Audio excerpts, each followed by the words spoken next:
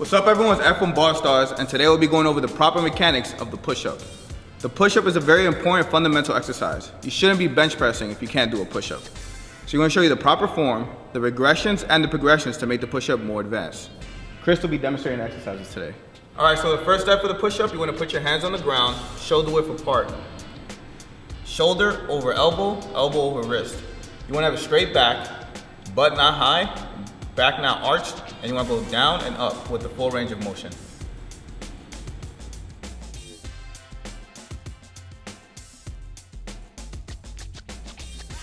Alright, now we'll be going over some common mistakes when it comes to the push-up.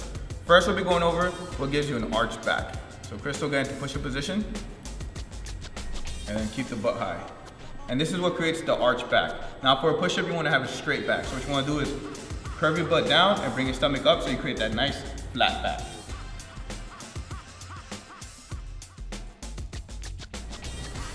Now to fix this, you want to curve your butt in and suck your stomach in. And now you create a flat surface, and this is how you push up and down. The next bad push-up we'll be going over is when your hips sag. So Chris is going to go into push-up position and show you what a hip sagging push-up is. So it's kind of the opposite of what we just did. It causes an arched back, but it's because your lower body is so much arched and not engaged that this is what you get. Now to fix this, you want to raise your bottom. Again, not too high. You want to have that straight, flat back, and then proceed. This is what a push-up should look like.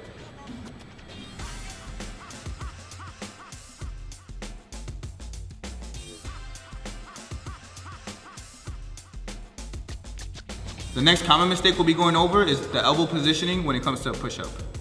A lot of people let their elbows flare out, which puts your shoulder in a vulnerable position.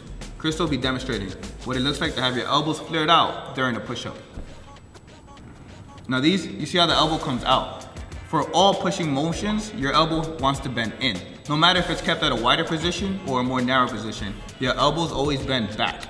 This is the most comfortable position for your shoulder.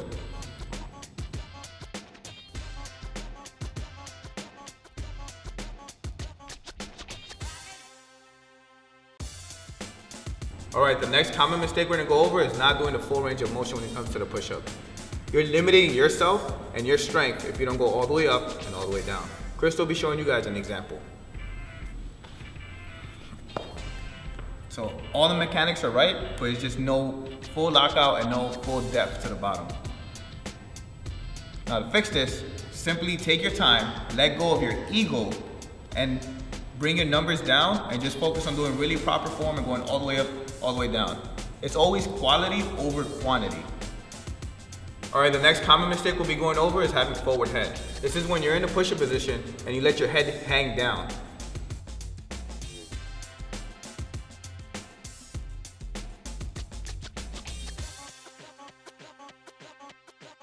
Another common mistake is having your fingers together when you go for a push-up.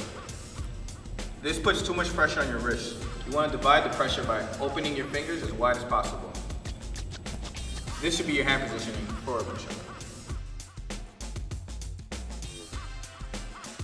Some people get wrist pain from doing a lot of push-ups or doing push-ups at all. It involves having bad wrist mobility and non-flexible wrists. If you find yourself to be one of these people, you can practice push-ups on dumbbells, parallettes, or any type of push-up handles. Chris will show you. So all the same moves apply. Back straight, elbows bend back.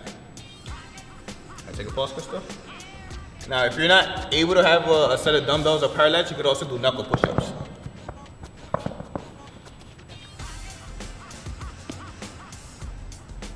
Now this is what you should be doing while you're still practicing your push-ups, but continue working on your stretches to increase wrist mobility. Alright, now that you know all the proper mechanics that it comes to a full push-up, and you have problems being able to do this, then you have to go through the regressive steps. This is exercises that help you build up to do the push-up. This also applies if you can't do a push-up at all. So Chris will be showing the first one. It's knees on the floor push-up. So the rules apply, keeping your back straight. You're gonna have your knees on the ground, and you're gonna lean forward so you have that kind of pressure on your body, and you're gonna go up and down. Just like you learned before, except that your knees are on the ground.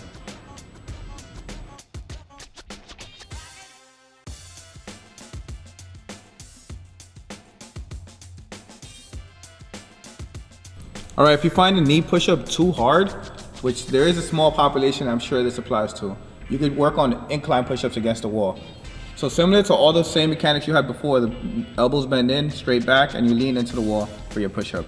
Now as you get stronger, you move to a lower and lower surface, something like a table, a chair, a couch. And as you get closer to the ground, it gets harder. And as you get more elevated like this wall, it's easier. So this is probably the easiest kind of push-up you could do.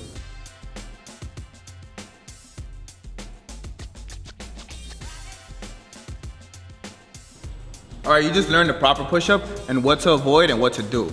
Now we'll be showing you how to take your push-up to the next level with these advanced progressions.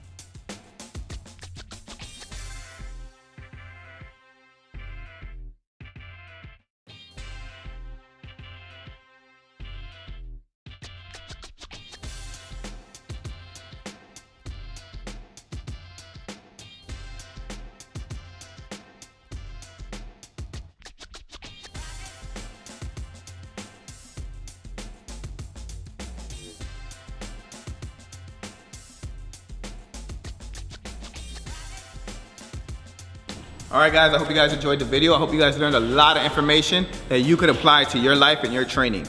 Now check out the link in the bio for BarStar's BTX.